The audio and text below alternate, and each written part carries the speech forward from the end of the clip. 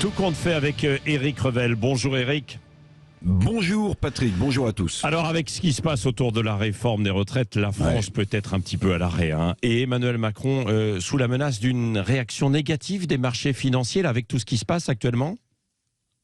Écoutez, je retiens cette phrase, vous l'avez sans doute noté, du chef de l'État. Je considère qu'en l'État, les risques financiers et économiques sont trop grands. Cette petite phrase d'Emmanuel Macron est mentionnée par Les Échos, le journal économique ce matin, mais par l'ensemble de la presse en fait. Alors, regardons de près. Il y a la crise inflationniste, il y a la remontée des taux d'intérêt, il y a la fébrilité des marchés financiers avec un secteur bancaire très instable, avec après la faillite aux États-Unis de la Silicon Valley Bank et puis les grandes difficultés du Crédit Suisse. Tout cela, oui, rend la situation financière de la France compliquée à moyen terme. Je vous rappelle qu'il y a 3 000 milliards d'euros de dette, qu'il y a ce qu'on appelle un service de la dette à payer qui devient exorbitant. Alors notre pays a besoin des marchés financiers pour emprunter. Il faut donc, dans le logiciel du président de la République, donner des signes de réforme coûte que coûte, même minime. Parce qu'en réalité, il faut quand même le dire, que représente la dizaine de milliards d'euros de trous du système par répartition de nos retraites face à un déficit budgétaire qui est estimé à 165 milliards d'euros pour 2023. Ça représente rien.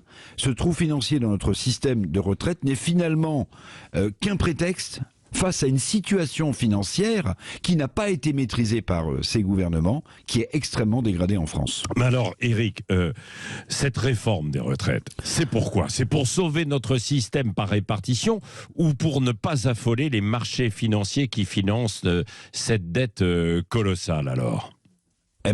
Vous mettez le doigt sur un point central. Il y a une forme d'aveu finalement d'Emmanuel Macron. C'est aussi l'échec économique des politiques menées depuis 6 ans. Cette sortie du chef de l'État, pour moi, c'est l'aveu que finalement l'urgence, c'est bien de rassurer les marchés financiers plus que de sauver notre système des retraites. Non pas que notre pays soit dans la main des marchés financiers, comme disent parfois de manière très raccourcie certains députés LFI, mais que nous avons besoin de ces marchés financiers pour continuer à emprunter, puisque réforme conséquente, il n'y en a pas.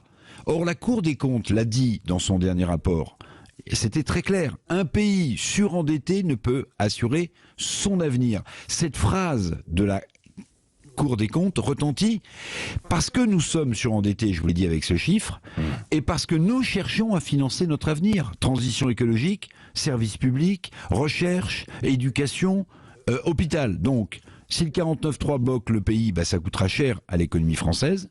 Et puis globalement, me semble-t-il, Patrick, il y a aussi au-delà de ces chiffres financiers alarmants pour tous les citoyens que nous sommes, il y a aussi, je pense, une réflexion à avoir sur l'exercice de la démocratie dans notre pays, mais ça c'est une autre histoire. Oui, absolument. On en parlera d'ailleurs aussi tout à l'heure avec Guillaume Bigot et Éric Nolot. Merci Éric Revel.